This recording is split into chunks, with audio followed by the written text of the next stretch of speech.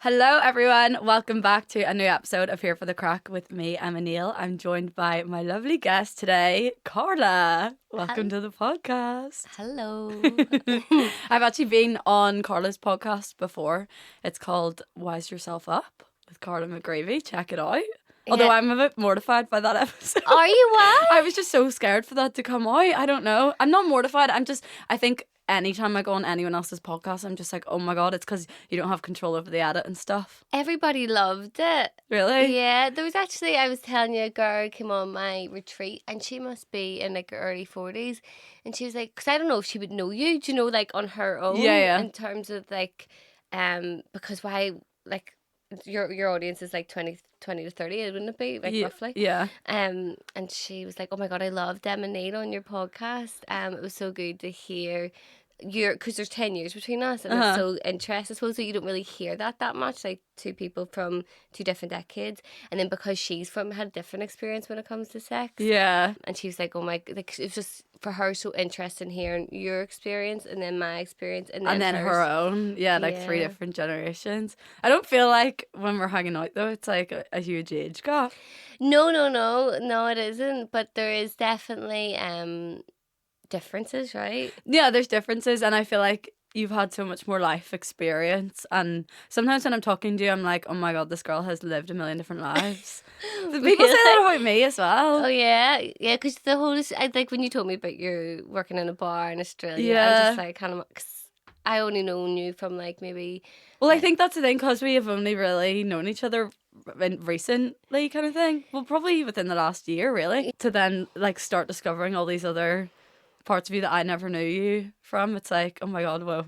She has a whole life before this. Yeah. Like I can't imagine you not doing this podcast. Yeah. Which has actually been so long now. It's been like 4 years. Wow. Yeah, I know, it's really crazy. Because I just started it from my bedroom in uni. Oh, what made you do it? I was honestly, you know when you're like a wee bit like hyper and delusional when you're hungover? Like, you know when you're in one of those moods where like everything's so funny and you have like so many funny ideas, but like nothing actually, you never, like you wake up the next morning and you're like, whatever.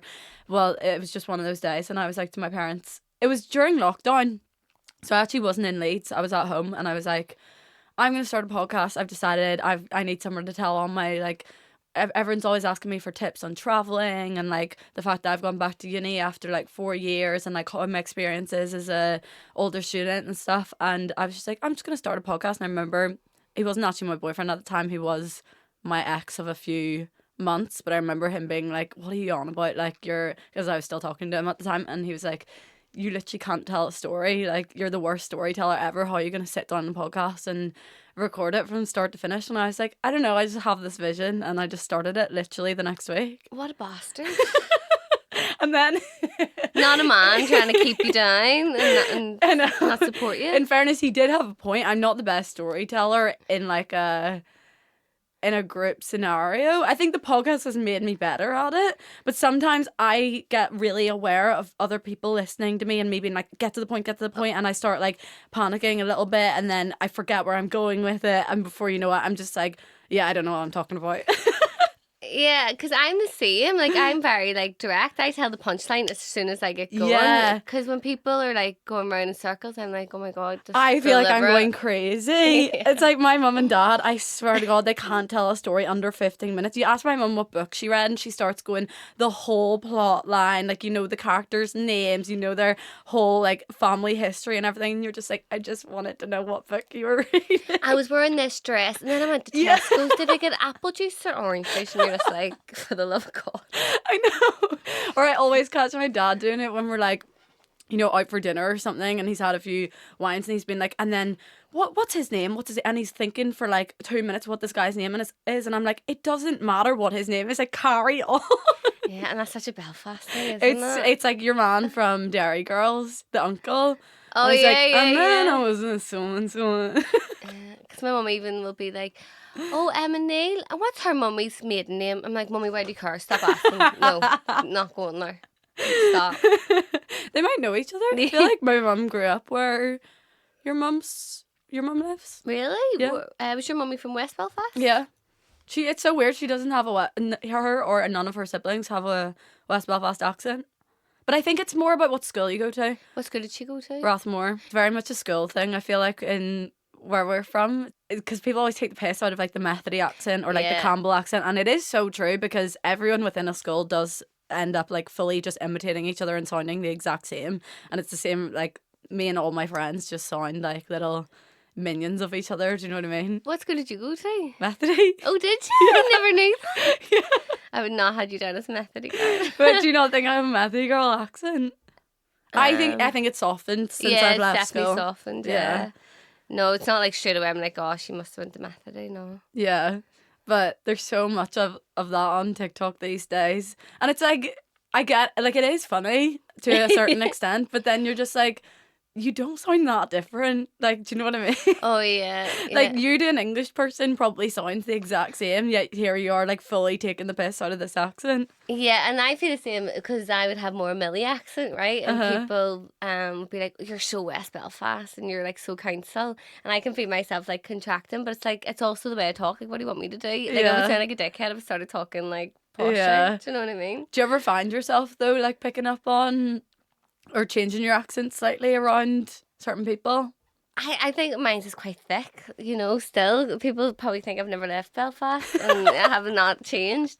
And I use still a lot of slang. I'm quite bad. Really? Yeah. But you talk, like, you don't talk really fast. I think you're easy to understand. I don't think you're like, because sometimes a really, really thick Belfast accent, you're like, whoa, like, slow down. I actually need a minute to process that. Yeah, and I suppose I have got better with that. And also, I think I do have a different voice for when I'm teaching yoga. And again, everybody does. Oh, yeah, especially 100%. when you're teaching meditation and different things like that. So, yeah, I probably do have a different voice. Yeah, it is weird how. So, Carla is a yoga instructor and breathwork instructor. I'm teaching more breath. I don't really teach any yoga anymore. Do you not? No, it's all breath work and somatic movement and really helping people heal trauma. Explain to me what somatic movement is, because this is a term I feel like I see a lot from you and from a couple other people, but I actually, and also you've probably explained it to me before, but I just don't really understand. Yeah, because it's like a buzzword at the minute, right? Yeah.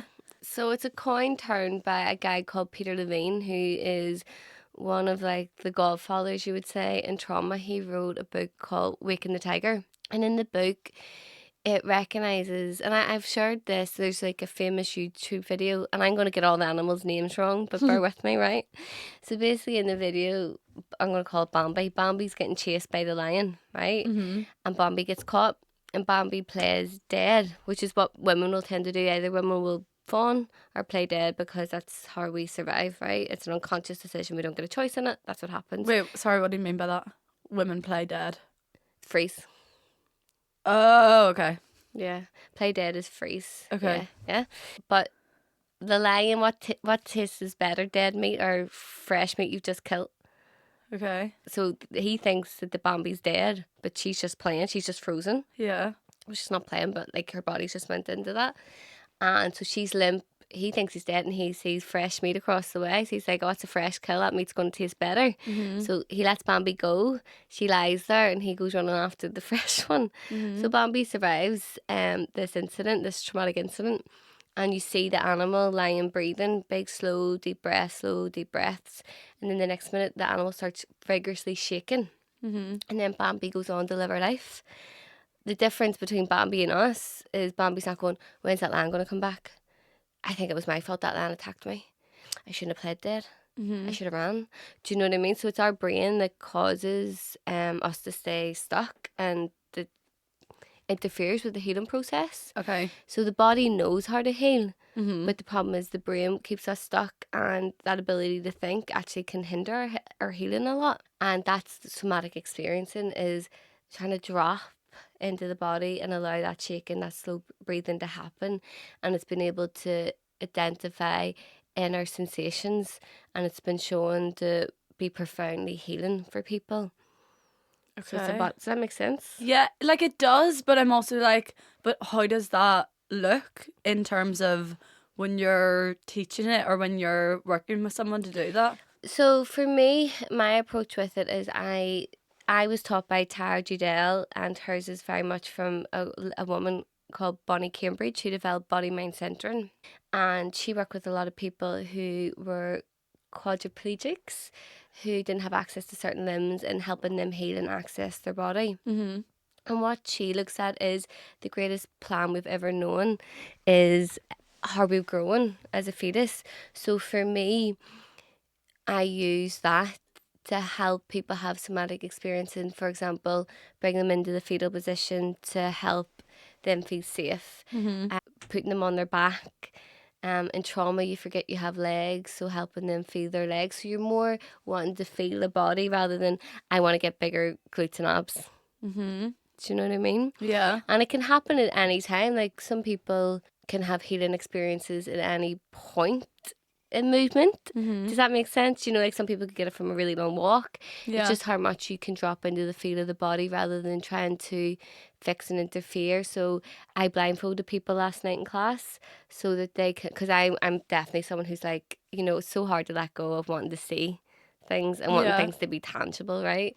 And so helping covering the eyes I find is really powerful in my experience and for others, and helping them attach to that rather than being like, oh, my warrior 2 doesn't look like her warrior 2. Yeah. Right? That's such a big thing in yoga, actually, is trying to let go of what other people are thinking of you, and like if you're good compared to the rest or if you're a beginner and stuff. And ultimately no one actually in the room cares, but it's all in your head. Yeah, and if you're honest, that's so hard to let go of that. Like, I catch it in myself, like, you know, that wanting to perfect the movement or to push harder, or do you know what I mean? Mm-hmm. So I would blindfold people in somatic movement, and they're not doing very difficult movement. Yeah. But, you know, like maybe flowing through cat-cow and then walking around the room blindfolded and those types of things. It's so interesting what can come up. Like, so much fear can come up for people when they can't see, because they're not used to being in their body and feeling other senses within. They're so used to using their eyes for movement. So is the purpose to try and drop the mental side of things completely? Yeah.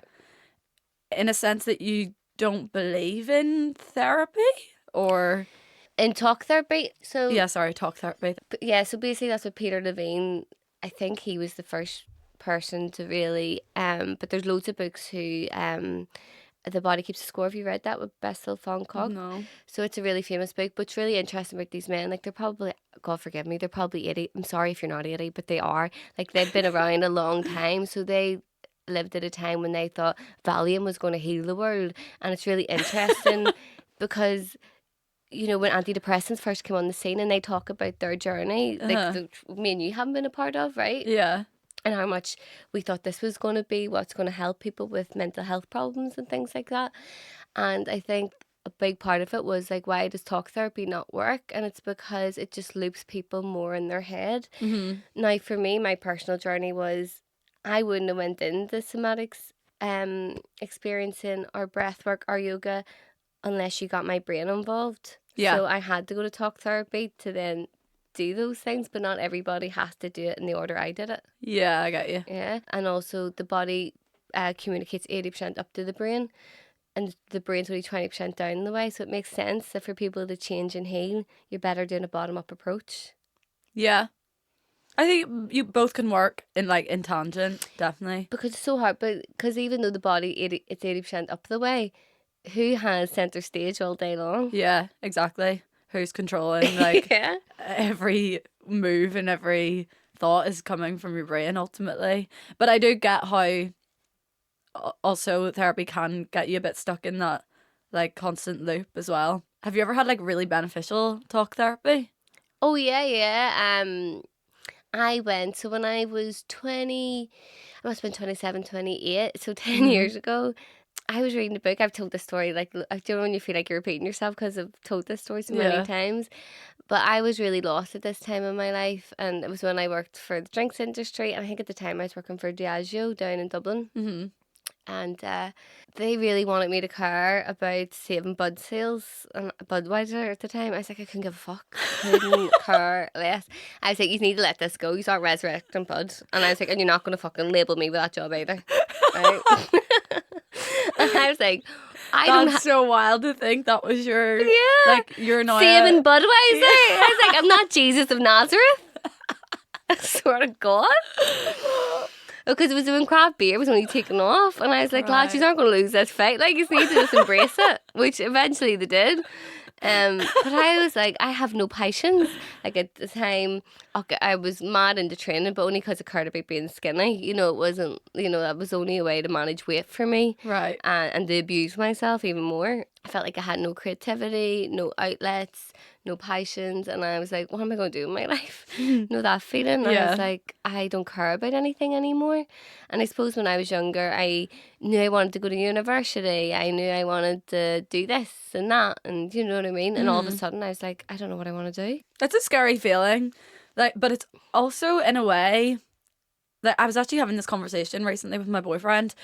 Like, those kind of periods of shit, I don't know, like, you're kind of at a crossroads. You're like, I don't know where I'm going. I don't know what I want to do. I don't really know what I want out of life. Like, it's quite scary not to feel like you don't care about anything and to not feel anchored in anything. But at the same time, it's also quite liberating and quite like exciting that you have all of these potential options and like these things that you could do, and like that you're able to sit down with yourself and think, okay, what do I want my life to look like in 5 years' time, and how could I get there, and maybe I could try this path, and if that doesn't work out, I could try something else. You know what I mean? Like, I think it's really easy to get stuck in that like scared mindset, when actually if you kind of see it as this like, okay, actually I can use this as like a way for the world to open up to me.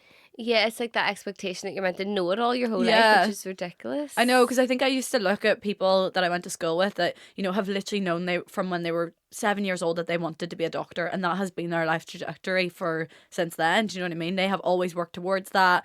They chose the GCSEs and the A levels to do that, apply for medical school, are now like living and working as a doctor, and it's like, that's amazing for you, and that's so cool that you had that dream from such a young age and were able to just follow that path. But like, so many people don't have that.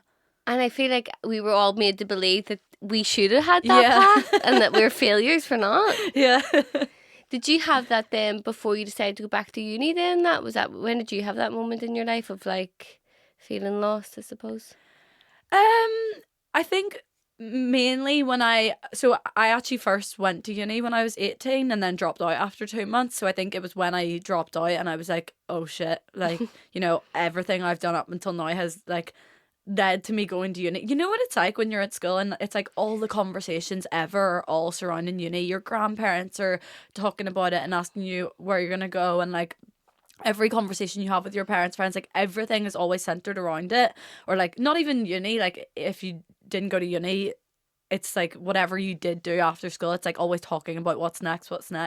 And I think I just like had such a tough time with like, well, first of all, having to tell everyone that wasn't what I was going to do, and I didn't know what I wanted to do, and also just like seeing everyone else around me like being stuck in with something that they were doing, and me just being like, oh shit. Do you know what I mean? Yeah. And that was it was a scary time, but then it actually ended up being like the best thing for me. Yeah, in hindsight, you're like, yeah, but that takes some serious balls to like not do what everybody else is doing. Like, Yeah. probably most of your friends were in uni, Yeah. do you know, and then you made the decision that, you know, you weren't going to do that. Yeah. Which is very hard to go against the grain.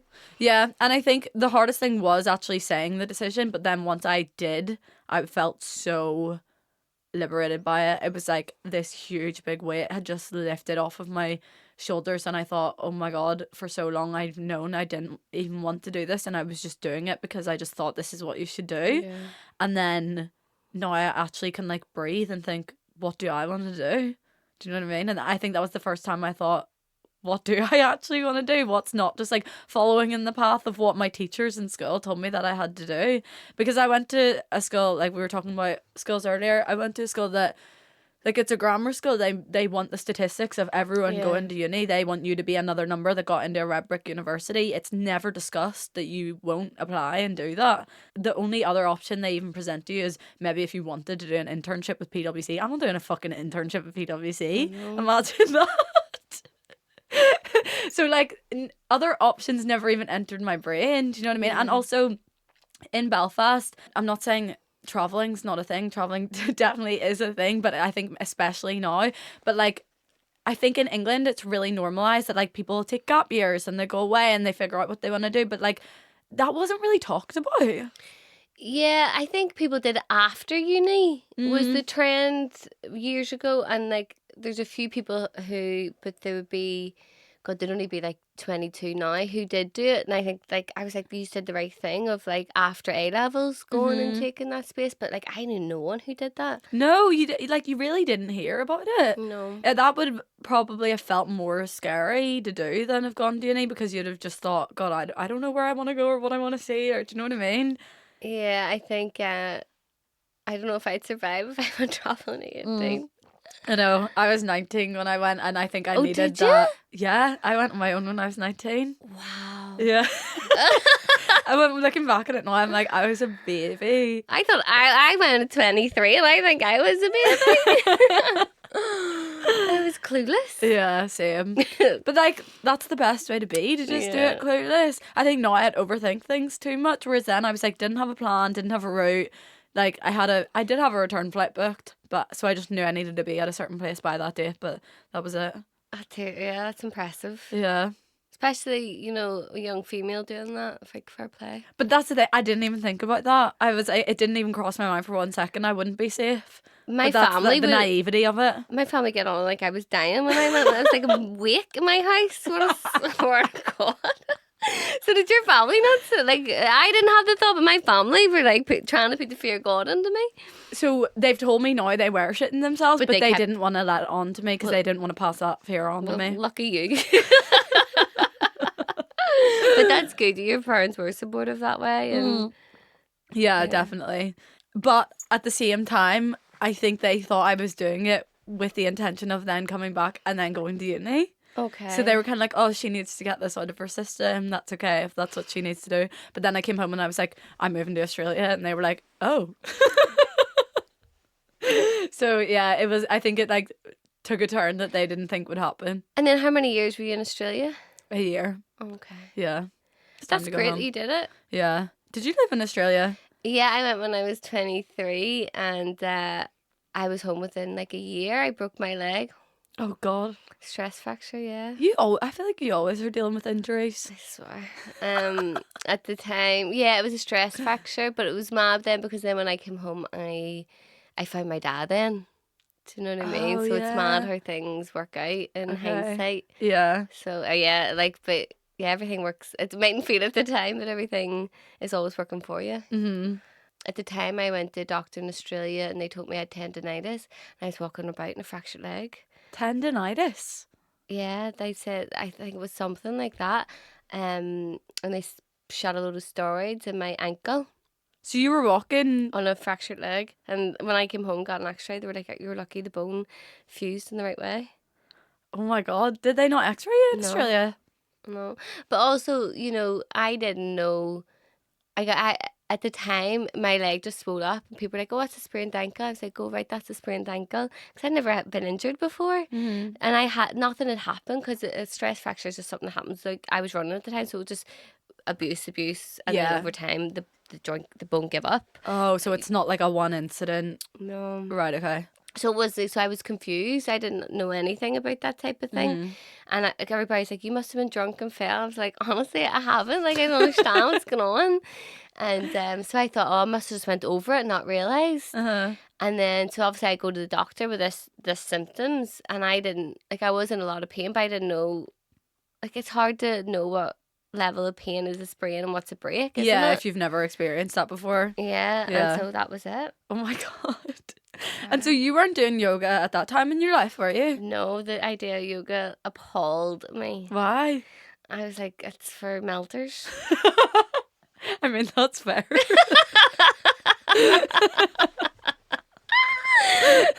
You're not that wrong.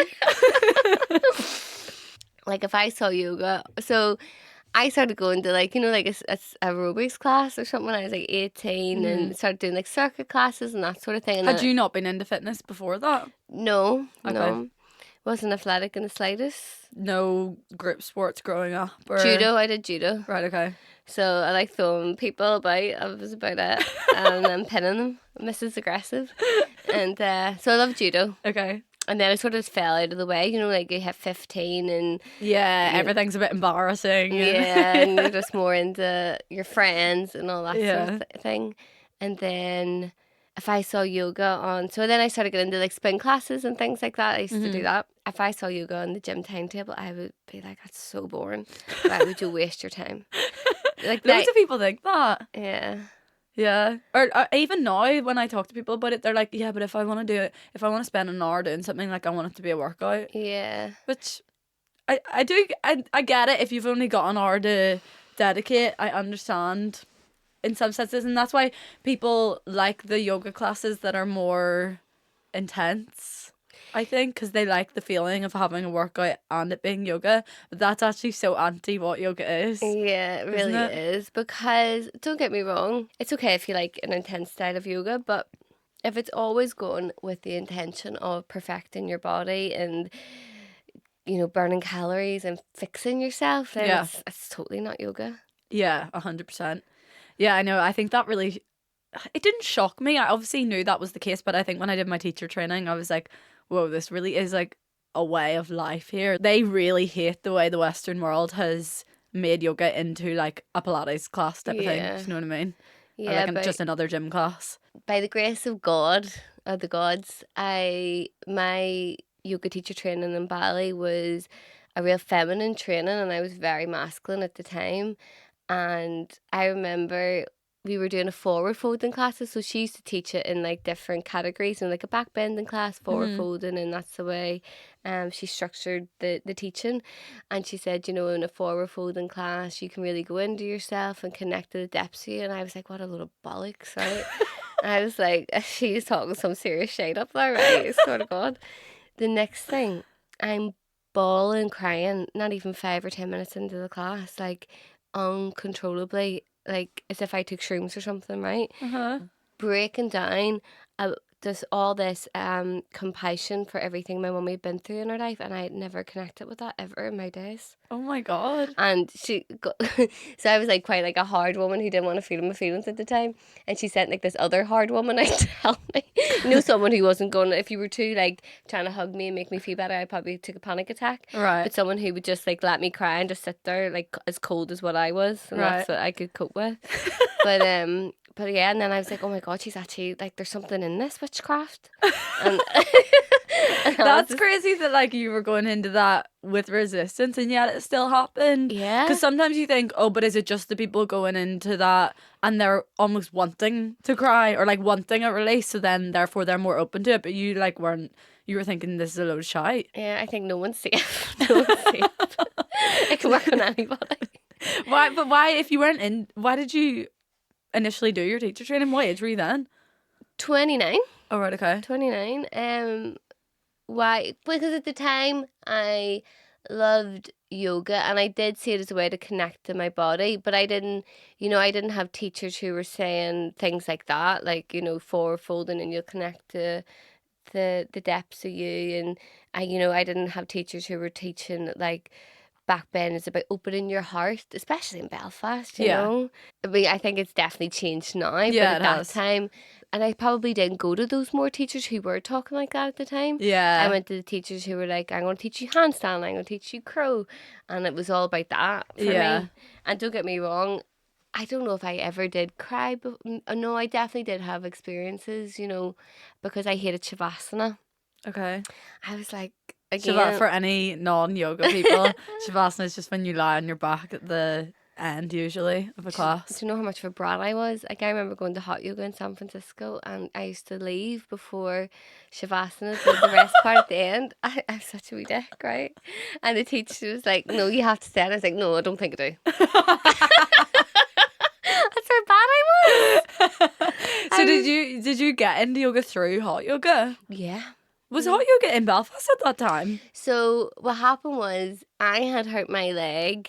So then my leg was sort of, it's still gimpy, right? It's all this time on. Like, it's still not working the best, right? So because... This isn't when you got your stress fracture? Yeah, no, yes, it was after that. Okay. So then I went and met my dad for the first... So I never knew my dad. I met him at 24. So yeah, I would have been right.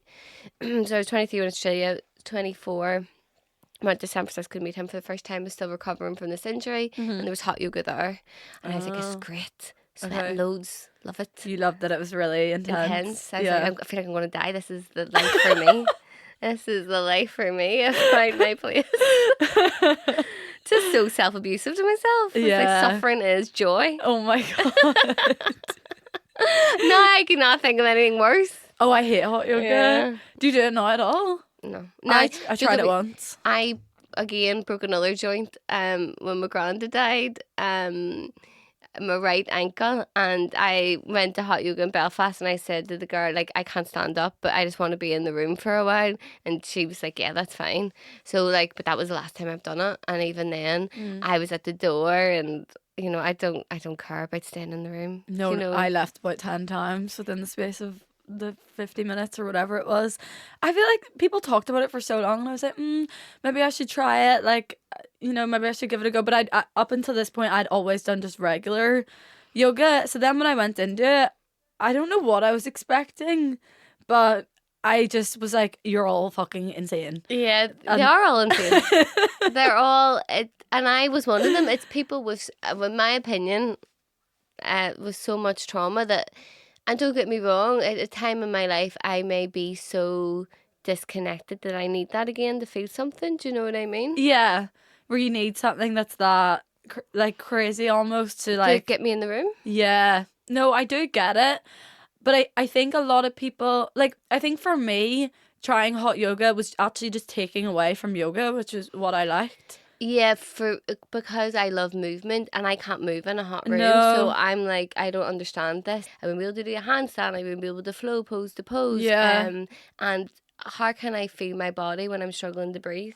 Yeah, and how can I focus on these movements and on myself when all I'm thinking about is the fact that it's too hot? Like, I'm just in my head the whole time thinking, oh my God, I'm gonna have a fucking panic attack in the middle of this room because I can't breathe and it's too hot. Yeah. So, and like resisting the urge to constantly leave the room. So it's like I can't actually focus on what I'm doing. Whereas I feel like a lot of the people that are really into hot yoga, they weren't into yoga before they got into Like yoga me. via hot yoga. So therefore that's like what they know and what they like. Yeah, and that was me, definitely. Yeah. And also because especially I carry, like, I know I'm really flexible now.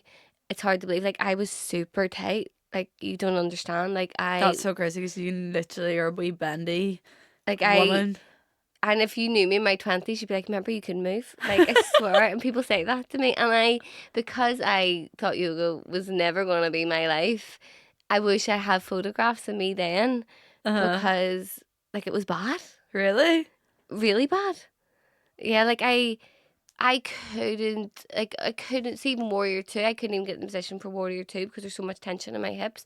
So I couldn't have my 2 feet in a line in Warrior 2. It had to be in 2 different lines for me to get in that shape. My dad's awful. He's like the type of person that can't reach his hands up straight. Okay, He's that tight. his shoulders. Yeah, and I'm constantly. I feel like this is the same with so many people, especially men, where you're like you should really do some sort of like, you know, even just follow a like gentle yoga class for 20 minutes on YouTube or whatever it is, or like come with me tonight. And they're like, no, I would need to I need to be more flexible before I go. And I'm like, no, that's not the point. You need to go to get more flexible. I know, it's like you don't say, oh, I need to get clean to get in the bath. You know what I mean? I know, like someone else was saying the other day, they were trying to convince their mum to come to Pilates, and they were like, I need to get fit before I can come to Pilates. I'm like, no. Do you know, I have a confession? I've never done a Pilates class. Have you not? No. Really? Man. I thought that would be a bit of you. You're all into your calisthenics. Is that how you say it? I never know how you said that. Does Pilates help with calisthenics? No, I just mean you're into that instead of. Oh, yeah. I'm into calisthenics, yeah. Yeah. That would be my thing, yeah. Yeah, which is so cool. You can like handstand for so long. Oh, thanks. That's where I met you. You were in the gym handstanding, and I was like, oh my God, this girl. I just kept watching you handstanding, and I was like, she's really cool, and I think I know, because I think I knew that you were friends with Sazzle. Yeah. And then I was like, hey. Yeah, that's where we met in Gym Co. Yeah. Yeah, so, and I think that's the thing, isn't it? There's so much stuff that you want to do, and you can only pick things. I know. Yeah, like I love Muay Thai, but I just don't have any time to do it. Or like pole dancing. I did that for a summer, and I would love to do it again, but like it's just another thing to add to, and it's also expensive. Yeah, it really is. And that's it, isn't it? And I go to a dance class once a week. It's like it's sort of like the stripper style of pole without the pole. So it's like heels and feels, you know, that type of Yeah. and like I only go once a week, but to get better you would need to go more, but I'm just going to take it for what it is because it's a wee bit of joy and play. Oh, it's definitely like dancing is so underrated, I think, as a form of like, I don't know, just release, like, and just getting in your body. And like there's no other type of exercise, I think, that makes you feel as like joyful as dancing. But you used to dance, did you? Yeah, I was a I'm dancer. so jealous. I wish I was a dancer. I know, it's a good thing to have, but there's not a lot of adult dance classes in Belfast. Because I remember seeing you doing videos in Bali. Yeah, so But I didn't know you still did it now in London. Yeah, so I started going to. So my dad, this is funny. So I never knew my dad. Met him when I was 24, and I always thought he was gay because he used to ballroom dance in the fucking 70s and 80s in West Belfast. Have you ever in your days heard a fella from West Belfast? Everybody's joined the IRA, and he's ballroom dancing, right? But did you know this about him before you met him? Yeah. Oh, right, okay. Everybody's like, "Oh, your dad, Billy Elliot." Right, and then he moved to San Francisco, the gay capital of the world. Oh, so you just had this in your head that he was... Yeah, and then he also, when I met him, he took his top off and he had his nipple pierced, and I was like, "You're taking it to the far now. Like, you have to be gay. Like, are you sure you're not gay?" But he was just camp, right? But so... And then my dad passed away 2 years ago, and I was always like, I always wanted to dance, and then he danced, so I was like, this is a way to like connect with that too. He probably didn't want me to do slutty dancing, but here we are. And and he probably wouldn't have said anything, to be fair. And so in Bali I started going to the classes and I loved it, and like it was just, especially because I grew up a good Catholic girl who, you know, don't sleep around and all that. Yeah, you're not really in touch with your kind of sexual side so much. And for a girl to be like, more slutty. And I was like, this is what it's all about. So yeah, I just was like, this is really good for me, because I always did boy things like boxing, judo, Muay Thai, lifting weights. It was always like which is great and like fun, and you know, you get stronger, and it's a great like endorphin release and everything as well. But I think there's something about dancing, just really being in your feminine, that's so fun. It's so fun. It's the best thing ever. You come away from it feeling like you're literally on top of the world, I think. Yeah, you just feel like sex. Yeah. It's so good. And there's nothing that gives you that feeling, and just and it's just amazing. I just love being in a room with like other women, just like all feeling this and dancing the same music. Yeah. And so many different body types and different ages. And it's funny, I do notice, like, we all have body dysmorphia, but I notice how, like, you know, like if I go to a yoga class, I feel like a muscle head. Everybody's like, oh, look at this, you know, like she's muscly. And I go to like a CrossFit gym and they're like, she's so skinny. And then I go to like a dance class and I'm like, I wish I had more jiggles. Like, you know, like you just notice that narrative in your head. It's like, does it ever just stop? Depends who you're around. Yeah. You're like, do I even know what my body actually looks like at this point? But I suppose it's just accepting your shape. But I did notice that. It's like how like that wee inner voice changes. Even within dancing, like it would depend on the type of class of how you'd, you know, if you went to a ballet class, you'd not feel... Oh, you wouldn't want jiggle, but in the sexy dancing, you want jiggle. Yeah. You definitely do. So, when I first met you, like something that I thought was so cool about you, and I just found you so inspiring, was all your cold water swimming, your habits, everything. I need to know what you're doing right now. So, just to disclose, like, I took to cold water swimming not easily, but because I was so resistant, it offered me such peace and freedom. And I run cold, like I'm always cold, and so I started that in 2018, and then I just went every week. And then I think in COVID too, I think because that was a really hard time for me. I don't know if it's like the intergenerational trauma of my mummy being in jail. Like, I don't do well in being in the same space and like being stuck to the house. I was just like, oh really? I noticed that you about were living me. with her the whole of... No, I wasn't. But I'm like, I would just wonder, is that part of it? Because I really don't like to be in the house all day. Right. And she's the same, like, you know. And I do wonder, like, she has to get out every day, and she won't lock the door, and she won't shut her bedroom door. She won't shut her door? I have to get her to lock her door now, but it was a fight for a long time. Really? Yeah. Oh my God. And that's just me thinking, like, I don't, like, who knows? Maybe it's just the way a lot of people were, you know, a lot of people didn't lock their doors back in the day because she didn't need to. But she won't shut her bedroom door, hates it. She always wants the door open, and I couldn't think of anything worse. But and so cold water swimming really helped me through lockdown. And then it must have been the first winter, like where I was going to swim through the winter was 2020, and I didn't. I can't remember when it was, and I didn't swim through the winter, and I got back in the water in March, and I thought I was going to die. And then I was like, I'm never missing a week because it was so painful. And March is the worst time to go. Oh yeah. Yeah. They say between March and May kind of time. It's like, or February to May, because it's the sea's still so cold from the winter. Yeah, and so then I just made the commitment of every week of doing it because I was like, I can't go back to that pain, and I kept it up. But then I moved to London, and I haven't kept it up. So I got in the ponds in September, but it was like 29. In Hampstead Heath? Yeah. And it's not the same as the ocean. They say it's colder because of the salt water. It's to do with the salt water. I don't know the science behind this. The pond's colder? Yeah, because of the salt water. So the water, so if you go to a waterfall, to the ocean, to the ponds, it can be the same temperature, but the ponds will feel colder because of the less salt. Okay. I don't know why that is. Right. But you can feel it. You can feel it. It's like, I always think that the waterfalls are like a jolt of electricity. Like they're so like... Yeah. Like a bomb. Wait, is there a waterfall going into Hampstead Heath? No, but I just think like if you go... just like, in general, the if you were... Yeah. Okay. But Hampstead's quite far from you, isn't it?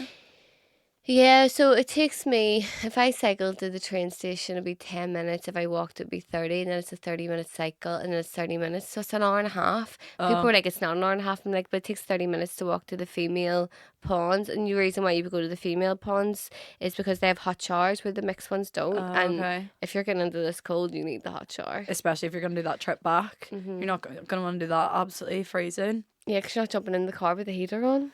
Yeah, it takes me so long to heat up after them. That's what puts me off it in winter, because it's different in summer when you're like, you know, you're gonna heat up straight away. But see, when you get out and it's literally the same temperature outside as it was in the water, it takes me honestly about 15 minutes of sitting there with my hands pressed up to the heater in the car before I can even feel my hands again to drive home. Do you wear gloves or boots? I do, yeah. Yeah. Yeah, and even then.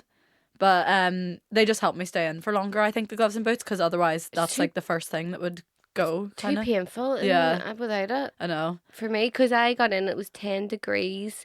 So at the minute, Helen, the Wonder in Selkie, put up, she has like a wee temperature when she goes in the water, and it showed it was 12 degrees. And I went to Hampstead Heath, and it was 10. So I went with this girl called Katie. It's a girl I met through work. She just moved to London. She's 31 from Cork, and we were like, well, we'll go for a swim together, because it always helps to have... Oh, it's definitely... Especially when it's cold. You can't be doing it alone. No way. And you need the thrill with someone else. Yeah, and when I got there, the woman, she worked there, she must have been about 60. She looked at me, she's like, now there's no screaming here. Here's me, oh, you better believe they'll be screaming, it's 10 degrees. And she's like, no, she must have knew about it, look at me. And, but it was painful. Like, I only got in, swam from I wasn't even in it 10 seconds and out again. I did that 3 times. And so, but no, I did feel amazing after. Would you get a wee tub? A wee, one of the wee... An ice bath? Yeah. No. She can't move. That's, yeah. So I have one, and I know you were like, when I said in your house, you're like, do you want to use that? I was like, absolutely not, Emma. Thanks, but no. Because you need them, flap about, I think, to... Don't you? Yeah, to adjust to it. Yeah, I'm a mover. Even just I'm not a swimmer. Just wee doggy paddle, but to be still in that much discomfort. Yeah. It's not for me. Yeah, I don't know if I'll be doing it through winter, to be honest. I have a friend who's really good that loves to go every week. If I go with her, I'll do it, but I would never be organising that myself, I don't think, through winter. For me, I just love it. I just love the feeling after. I don't love the painful part. Yeah. Especially if you move a lot. I find the recovery's amazing and preventing injuries in the sleep. And you always go for sunrise and stuff. I look at your videos and I'm like, whoa, that would actually encourage me to do it. But you're a real early riser. Yeah, and I think that's my natural programming, and I think that it depends whether it's for you or not. My best friend Rebecca, never in the month of Sundays would she ever get up for sunrise. You just are who you are. Yeah, I have a friend like that, and I try and convince her constantly. I'm like, will you come to this Pilates class with me, come to this thing, you'll be back before work and everything, and she's like, there's no way I'm getting up at 7 o'clock to do that. Like, absolutely no chance. Yeah. Like, she's like, set the alarm 5 minutes before you need to be awake, and like literally open the laptop in bed. No, that's kind of my person. that's my dear hell. Yeah. I hate rushing, and I like time to myself in the morning. Yeah, me too. And like, but see, at night time, it's like I have narcolepsy. I got my eyes. Really? Yeah. See, I love getting up early, but I do also struggle with making myself go to sleep on time. Like, I think naturally I am a little bit of a night owl. Whoa, Like, I do actually really like the night time, and I like how like quiet it is, and I like even when I was in school, I used to do all my studying at night once all my family had gone to bed. I don't think I've ever studied past 10 o'clock in my life. No, I used to be one of those people that stay up till like 2 a.m. studying, and like even now, like every now and then I like allow myself like a late night where I just like stay up till 3 binge watching something, but then I'll feel bad for it the rest of the week. But why do you feel bad? Because it disrupts everything for the entire week. Because I love being a morning person, and I love getting up in time, but there are some nights where I do just struggle to make myself like wind down on time to be able to do all that. I know. I just think though that guilt is this is just what I think about it. Is just that we've been so indoctrinated that it's bad to sit up at night. Yeah. Like, and that the morning people are like the best people, and they're not. No, I know, and people just like lean different ways in terms of like what they're more. But I think you're like my friend Anna. You want both. You want to be the morning and the night, and you can't have it all, chicken. No, I don't always. I think I used to always like be so fine with being a night owl and want to sleep in. And I think especially when I worked in bars and stuff, it was like that just was my sleep schedule, and everything was like I didn't get up till 10 o'clock, but I was able to do that because then I go to the gym and I wouldn't start until 3 p.m. or something. So like that was my life then, but that's not my life now. But every now and then I'm like, oh, I'll just do it for one night. See, I would never do that. Really? I could never ever. I like, even I've had boyfriends who are like, please stay up for another hour. I'm like, no. Are you the type of person you play a movie and you're literally asleep within 2 minutes? I'm awful. I'm the worst. I am the worst. Because even on a Saturday night, I like struggle to sit. The latest I probably sit up is like midnight. And even I remember being out with you once and you were like, this is so far past my bedtime right now. Like, I'm really struggling here. And then like I would have people over who maybe don't know me as well, and they're still at my house at 11 o'clock, and I'm like, what the fuck are they doing? I know, like when you're not that close, you're like, how do I get them out? Yeah. Whereas thinking of everything under the sun you could say that's not like get the fuck out of my house. Yeah, whereas like my best friend Rebecca's like, it's time for me to leave. I'm like, yeah, absolutely, it's time for you to leave. Why, what time do you go to sleep at? I've got more. I don't know what's happening to me. Like, I'm 37, and for some reason, like lately, I would be in bed from like 8 o'clock winding down, or like 8:30, and I could be sleeping between 9 and 10. And that's so good. That's the goal. It's so boring. No, I love that. Poor Katrina, I love that. She is a poor fucker. Now, I don't know if that would change if I was seeing somebody, or don't get me wrong, if say Rebecca comes over, I would let her stay to 10 and then she'd have to come home. Like, I will break out a wee bit. Yeah. But that's about it. That's your kind of normal routine. No, I would love to be. I'm trying to get to wind down at 9 to be asleep for 10. That's my goal. Like, you could naturally wake at about 6 then, like 8 hours. I'd be more 7. I'd be more a 9 hours girly. Yeah. I'm 10 these days, so if I'm going to bed at 9 and then I'm not waking up to 6, like, it's a lot. Yeah.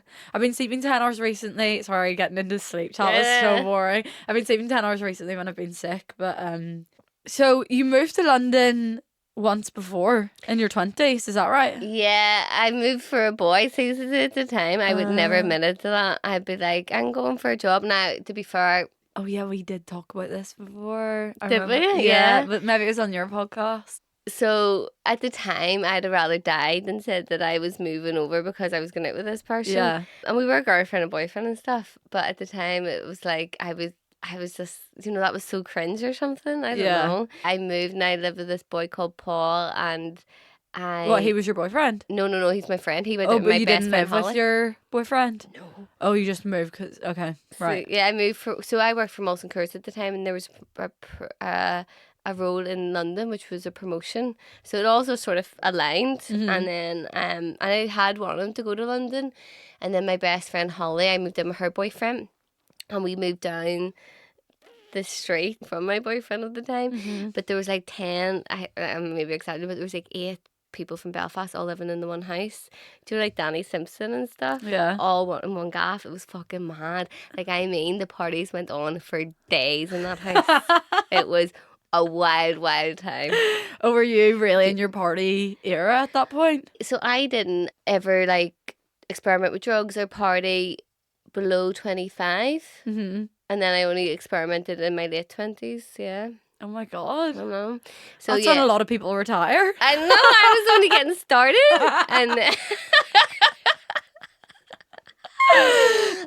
And yeah, no, I was never like wild. Like, I would probably sit up to like 6 o'clock in the morning. But like these, like some of them parties went on for days. I can imagine. Like, it was fucking insane. Some Belfast boys are honestly like crazy. It was like mad. It was a mad, mad time, and it was every weekend. Like, Yeah. but now I was still really into my training and stuff, and I think that's where I started to feel a bit lonely because everybody was partying all weekend or going out like Friday, Saturday, Sunday, and I would go out one night at the weekend, and then everybody was didn't feel like dancing. you had So I people felt, to do fun things with outside of drinking and stuff. and I was trying to make, because obviously that was like a shared friendship group at the at the time, and I was trying to make my own path and make new friends outside of that crowd as well. But yeah, and then I got a role with Diageo in Dublin, and then I left in the March or the April. But I hated London though. So I cried every day. What made you come back to London if you hated it so much? Because it was because of the circumstance. It was because of like the relationship I was in, and it was because of the job. Like, I was so unhappy. Like, I mean, I cried as if someone was dying every day. Seriously? Yeah, like my best friend was like, all I used to do was ring her up and like bawl down the phone, and like, it's not me. Like, I was so unhappy. It was awful. Like, it was the best of times and the worst of times. Like, I met like Holly, I wasn't really that close to, and she's like the love of my life, best friend. We talk every day. All that crowd that we're connected through. So I met all them. We're still friends. Like, I met friends for life. But also, it was like one of the most unhappiest times of my life. Okay. It's so weird. But then did you not, like, because sometimes when I have a period like that, I like really associate that place with it. So the thought of like going back to that place would freak me out. But I suppose London's so big, you can just like move to a different area and you feel like you're in a completely different place. I'm living like 5 minutes from where I originally lived. No, I think it's because at that time, like, there's so much expectation when you move because you're in a relationship and for a job. Yeah. Also, the job was not what I signed up for. Okay. I thought I was moving for a London road. I was looking after London in the south east of England, and in Brighton, and doing so much travel. I was exhausted. I was like, lads, this isn't what I like. Yeah. And there was like some other like corrupt things that was happening and stuff that I didn't feel comfortable with, and it was a very different ball game to the Ireland market in terms of that. So there's lots of different things going on. And then to move back, and I have a different career now, and I was single, and I was not moving for anything, and I think that worked so much better. Do you know? Yeah, no, definitely. How do you find being self-employed in London? Holly, who I was saying, so God love us two. So we lived together in London. I was barely a year. I was in London and I left. So we haven't lived in the same city in 10 years. And she's like, you witch, I cried for you to come back to London for years and you never did. And now she's had a baby and moved back to Belfast. So and we were like passing ships because I never thought that I was good enough to survive in London as a yoga teacher. Okay. So when I changed career at 30, Belfast felt such a more safer place. Also, I wanted to be close to my grandparents at the time, and it's because they passed away, then that changed everything, and then I was like, oh, I'll move back. Okay, you didn't feel like you had as much kind of keeping you in Belfast? Yeah, I wanted to be close to them in their final years, and and I just knew that was important for me, and it's obviously it's different for everybody, but like I'm so glad that I was able to help look after them and stuff in those final years. And then also the added thing of like I was like, oh, I'd never make money in London, and that's too big for me, Really? Yeah, and I just never thought I was good enough. Feels scary to put yourself out like that in an entirely new city. Yeah, like you've such a safety net of a network at home. Yeah. That you already, you were probably already really involved in the yoga scene at home and like going to the different studios and talking to the different teachers and like very much involved in that scene. And so to put yourself out in an entirely new city is, I'd imagine, extremely scary. Yeah, and it's just like, will people even understand what I'm saying? And, all those things. Yeah. Yeah, and just not knowing anybody. But yeah, so it's like, it definitely is like a dream come true that, I taught a breath work and there's like, it sells out and there's 18 people there. Do you know what I mean? It's very grateful for that. Yeah.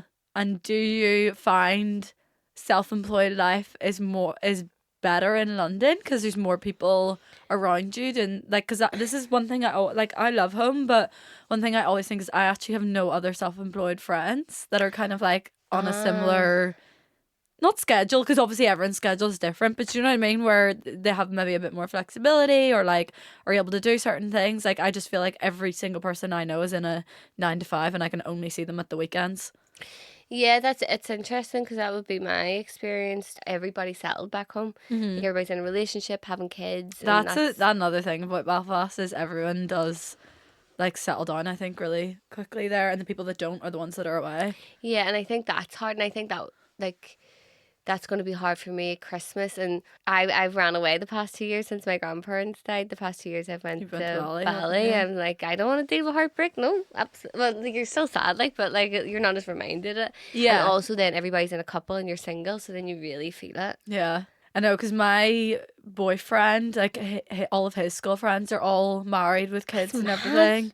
And How like old is Thomas? 32. So like all his like single fun friends are all in London as well, and I think he always feels like I miss having like those people that like I don't want to move to London, but I do miss having like that group of friends I can go out with. Like all these people I went to school with are all dads. Like you literally have to have it in the calendar for like 2 months to get a night out with them, type of thing. Yeah, Belfast is weird like that, where everyone does very much like settle down quite early. Yeah, and it's even like in London, people can have kids and people can be in relationships, but they'll still do stuff and they'll still be in community. But I don't know why Belfast is like that. I know. Even my friends, like they're so bad for trying to do something during the week. I'll be like, I don't want to go to cinema. I don't want to do this tonight. Everyone's like, nah, early night, like straight to bed and all. I'm like, you can still have like I'm talking about going to the cinema at 6 o'clock here. Yeah. Do you know what I mean? You can still come home and have an early night. But yeah, people, I don't know. I guess it's just being stuck in your little routine as well, isn't it? Yeah, and I think that's what I do love about London is like there's always someone to go to the cinema with, or like because you are away and you don't have family, there'll be people doing dinners, which I love. Yeah. And that's really nice. Yeah. And so like I said, I moved like a 5-minute cycle from the house that I originally lived in 10 years ago. And, like Jimmy, Keenan and all those boys, Harding and all's around the corner. Oh my God, when you come over to my house tomorrow, you'll be like, you're giving them a lap dance party. You could not be closer to them. Honest to God. I literally moved on top of them, right? And then up the street, Stanley, Anna's like a 10-minute cycle. Like everybody's so close to me, which is so nice. Yeah. In such a big it feels city. like you have your little community. Yeah, people always say that in London, like you almost end up being more connected to those around you because everyone kind of gravitates towards each other a lot more because you don't have that reliance on like family and stuff the way you do at home. And it's also the time family takes up too. Yeah. And you don't have that. Yeah. I know that about being home is, it's just the time everything takes up, isn't it? Yeah. And are you like worried about this Christmas then? Are you going into it with like a lot of hesitations, I guess, or? It's difficult because I grew up with my granny and granddad from I was 6 years old. Yeah. And the family home is sold to my aunt, which is great. So I'll still be I'll cook dinner for everybody in my granny's house, which is what I did before they passed anyway, for the 2 years before that. But it's weird now not to be living there. Yeah. And I am excited to have a Christmas at home, and I think it will be sad, but I'm also excited to have a Christmas because I haven't had one. Like, when you're in Bali and stuff, there's no songs and tradition and trees and lights. And, yeah. So it'll be nice because I haven't done it in a while. But will I probably have a good cry? Yeah, but sure, that's just normal, isn't it? I think that's pretty expected. Are you a Christmas person? Yeah. Do you love it? I love it, but I think it is overhyped. But I love it, and don't get me wrong, like it is such like a fun time of year, but like, well, for me, but I don't know, like I think the day itself is a little bit overhyped, but I love the festivities around it. Do you know what I mean? Is this your first year in your house or second? Second. Oh, so you're going to do all Christmas decorations? Yeah. That must be nice. So you said you'll be the person doing all the cooking and everything? Yeah, so my granny obviously did everything. And then in 2019, she took sick where she just wasn't able to do everything. She was 87, by the way. Okay. And she still wanted to run after, and she was devastated. I was like, Granny, you're just gonna have to like let it down. go. Yeah. But my family, I grew up with a family of frozen dinners and microwave meals, right? Okay. Who burn everything, and I was like, not one of you need come near me in that kitchen. Nobody look at me. Like, you are not allowed, because see, the thought of having a stinking Christmas dinner, I would just ruin my life. Like, I couldn't do it. So yeah, I took the reins. Okay. Because I am the only one who cares about food. They would literally burn things, be like, isn't this lovely? I'm like, no, it's not. It's absolutely stinking. Are you all high? I swear. It's so funny on Christmas Day when you see pictures of different people's Christmas dinners and you're like, no harm, but that's fucking stinking. Your mum's a good cook though, isn't she? She is, yeah, but I do half of it now. Oh, very good. Yeah, I have my set things, so I'll do the roasties, I'll do all the veg, she does the meat and she does the stuffing probably. Do you eat meat? Well, they do. I don't. Yeah. Yeah. I But do yeah, I'm the roasties same. too. I'm like, quite no one particular get in my fucking way. Like, I have the spices that I want to do. I have the methods I want to do. Like, my dad starts coming in and I'm like, get out. But then at the same time, I'm like, why are no men doing anything? You're infuriating me. I know. So actually, my cousin Nal, is the only one I would trust to help me. So he helped me the last time I was here. He's actually good. But yeah, it's always the women doing everything. And it's not even that. It's not just Christmas Day. Like, okay, I understand, yes, the better cook is going to want to take control a bit of the dinner on Christmas Day because they want to eat the good food. They don't want to leave it to someone that they don't think will be able to have the same outcome. So the dinner, I do understand. However, Christmas as a whole and like all the like background work that goes into it all running smoothly, from the dates to be remembered, the dinners to be planned, like all the food to be bought and in the fridge, not only for the dinner but also for family being there in the lead up to Christmas, the presents being bought, the presents being bought for parents that aren't even, like my mum buying presents for my dad's parents that aren't hers, or like even like as the oldest daughter, like this isn't the case anymore, but when you're younger and it's like I'd had to take everything on to plan the presents for my parents and my siblings would just send me money type of thing. Like, it's all on the women. Everything's on the women in order for this day to run smoothly. Have you seen that Boots advertisement? No. Of Mrs. Claus being like the one that's running everything and Santa's lying there that's so good. asleep, and then he wakes up and she turns around, throws everything in the sleigh, and he's like, she's like, you didn't think it was all him, did you? And there's such outrage about it on social media, and I'm like, but this is accurate. Like, this is what happens. Why are they raging? The men are just like up in arms about it, as if they've got so much issue over like a black Mrs. Claus being in charge, and it's like, but that's literally what happens. Oh, stop! I know. That's so clever. I can't believe it's sort of like the bear thing. When the men were all raging about the bear, and I was like, stop arguing about this. Yeah, I know. I would rather a bear. I literally would rather a bear. Yeah. But yeah, that's actually an episode I'd love to do, like a whole dedicated thing on. It's called kin keeping, and it's all the work that goes on behind the unpaid labor essentially of women that is like unconsciously assigned to you just by your gender. No one outwardly tells you have to do this and that, but like men aren't doing it. You see other women in your life doing it, and then it just kind of ends up being this like passed on role that you do within your family. It's the mental tax, isn't it? Yeah. And my family would be very sexist. Really? Really sexist, yeah. Yeah. Like, I actually had I remember calling my granny. Something was happening. So it was always like, so I was one of the oldest cousins. So I had to look after all the kids. I had to babysit all the kids all the time. Mm-hmm. And none of the boy cousins ever had to do anything. Mm-hmm. And then because I lived with my granny, she'd be like, go do this or do that or do that, blah, blah, blah. but none of the boys would be asked to do anything. So say I like cook the dinner and then I have to do all the dishes, and you know it would be the boys had to get served first over the girls their dinner. What? Oh Yeah, my God. yeah, really bad. And then I can't remember if it was doing the dishes or something, and I said, "Oh yeah, but I have to do except vagina. I forgot." And she was like, "What?" And she's like, "Don't be saying vagina one more time." And I was like, "Vagina, vagina, vagina." And I was just like, "I'm fucking fed up with this.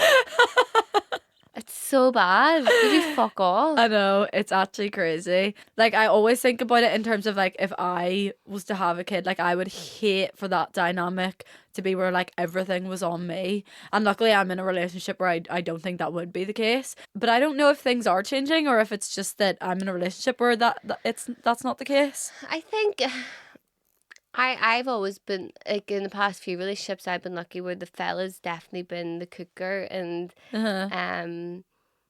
maybe more the thoughtful one, to be honest, in the relationship. So I would agree in terms of your experience in your relationship too. However, even my friends whose partner it was very 50-50 when it comes to the kid being born, and even when a partner is great, it's still the woman, you know. Yeah. I don't think I don't know if that could ever be balanced. No, I know. Yeah, I'd hate to be in a relationship where you actually just can't rely on them for anything. Like, you want to be able to rely on, like, imagine you have a kid and you can't even rely on your partner to cook you dinner because you're so knackered from being up all night breastfeeding. Like, do you know what I mean? You can't even rely on them to cook you dinner. Like, that's crazy. But that is the case. Like, some women would say to me, you know, but it's not food I like, or they don't do a good job, and then they're stuck. But that's you keeping them in that. Do you know what I mean? You're just, like, enabling that by constantly saying, but it's not going to be what I like. Well, then they can go and learn how to do it. Yeah, and I've had cases of women sharing that, you know, that their partner forgot to feed their kids their lunch and different things like that. Yeah. And, like, that's what I mean. Like, this kin keeping thing I was talking about, it's not, like, it's very prevalent at Christmas, but it's a whole year 24/7 thing. It's the reason why the mums pack the suitcases and do you know what I mean, where they how they know where everything is when the husband comes. Where's this, where's that? Like, they know where absolutely everything is. They've planned the trip from start to finish. Like, it's all year round, and it's like, yeah, a constant mental tax basically. But I always wonder, like, at Christmas time, imagine one year we just were all like, do you know what, let's leave it to the men this year. Let's have a wee break this year. Do you know the way you do with, like, date nights or something, take it in turns? What about this year, the men just sort Christmas and we'll just put our feet up? Yeah. See how that goes. See if you understand how much actually goes into it. It would be craziness. I just don't have it in me in terms of, I think I rebel so much against it. Like, don't get me wrong, I do it within my family. I have 3 brothers, and there's definitely roles where I do like the lion's share of that. But see, for like a partner, and some of my friends would pack their partner's case. I would in the never. month of fucking Sundays, no chance. No, I'm sorry, I wouldn't dare. It's not mad. I would, this day and age, at this age. I wouldn't. I don't even think I would do my partner's washing. Well, even if I was putting a wash on, I don't think I'd be like, no, that's your do washing. it together, no? No. I'd be like, I'm not having your sweaty gym clothes in the same wash as my clothes. It's not. No, I wouldn't mind, because I've been very blessed. This is a problem. My past boyfriends to date, but the past couple have been phenomenal cooks, and now I just want to be with a phenomenal cook, and I'm not one. What am I going to do? You need to find a chef. Yeah. So like, they have been doing majority in the house, but then I do the cleaning and stuff, so it just depends. Yeah, I think that's the way to go. If someone cooks, the other person cleans. That's usually how it goes. Yeah. But yeah, it's when the women cook and then the women are clearing the tables and washing the plates and then preparing dessert to get out as well, while the men are all just sitting there, arms folded, having a wee chat. I'll give you a story. This happened just in the past year. I can't remember what we were doing. We were having dinner, and I think it might have been, it was definitely after my granny had passed, but my uncle was home, and we were having dinner, and my aunt said to me, cut that meat for him. No. Here's me, excuse me. and Liam, it was my Uncle Liam, started laughing. He's really, this isn't funny. I'm going to throw a fit. And she was raging, my aunt was raging, and that carries on. I had to cut the meat for him. And did you actually do it? No, did not. Liam was laughing because he knew. He was like, this is ridiculous. And then she was like, well, I could just run after the men. Yeah, it is. How are you finding the dating scene in London? It hasn't been great, you know, but I do have a good story for you. Okay. So I went on a few dates in the summer, but like I haven't liked anybody in like 3 years. Like, don't be wrong, like I've been with people, but I Had haven't nice been like, dates, but you've not been like obsessed with anyone. no, I haven't been, oh, he texts me or anything like Right. that, or been buzzing about someone in 3 years. That is a long time. So I I went back on, no, so Hinge isn't really working, so I went on Field, which is like for, Kinks? yeah, but people are just using it like normally now. Right. And there is, but I just don't even have the time. Like, I downloaded it and I can't even be bothered like messaging You people getting on into it. bed at 8 o'clock? Like, And absolutely not. So I think I have noticed when I went to the saunas and cold water, you know, like Hackney baths on my own. Like, I met a guy, and then the next I time was going to say, I feel like for you, you'd need to meet someone in your kind of world. like, I don't want a party boy. No. That's not going to... When are you going to meet up with him? Do you know what I mean? It's not going to line up with your life. But I ordered, you know, this coat I have with me. So I ordered that from Jaded, and it was £150. Right. And I sent it to my old address across the way in London. So I used to live in like an apartment block across the river. Okay. Like before Bali. And I was, oh, for frig's sake. And I messaged Jaded and said, you know, I probably shouldn't say the company because they're going to probably come after my coat. Block that out. I don't Jaded London or listening to this right now. They said there's nothing we can do about it, and I was like, right, okay. And then when it came to delivery, you could say you weren't going to be in and get it delivered to the co-op. I said, delighted. Happy days. A week later, no sign of the coat. And I messaged Jaded, was messaging the co-op, and then they messaged said, oh, the coat got lost in transit and give me a full refund. And I said, right, okay. Next thing, ping ping on Hinge. This guy that I remember, like I used to see him about when I lived in the apartment, messaged me and goes, did you used to live in my apartment block? There's a package downstairs for you. It was the coat. Oh. Yeah. And so I went over and got the coat, and he asked me on a date, and I'm going on a date with him on Thursday. Oh, are you? Oh, so this was like really recently? Yeah. Oh. So that's about the height of it. And did you meet him when you went to pick up the coat?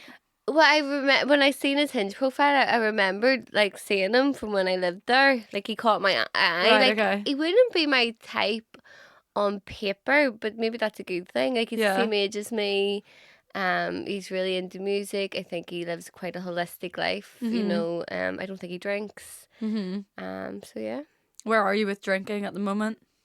I'm still drinking. You don't drink that often, no, do you? I do like a glass of wine. Okay. Like, I wouldn't get blocked that much. Yeah. But I do like a glass of wine. Yeah, I was just saying to Emma, I haven't been like dancing since the end of August. She's trying to convince me to go out. Yeah, come. let's go ranting and raving. I'm meant to be having a wholesome weekend. Because the thing is, for me, I'm like, I know how crazy December's gonna be.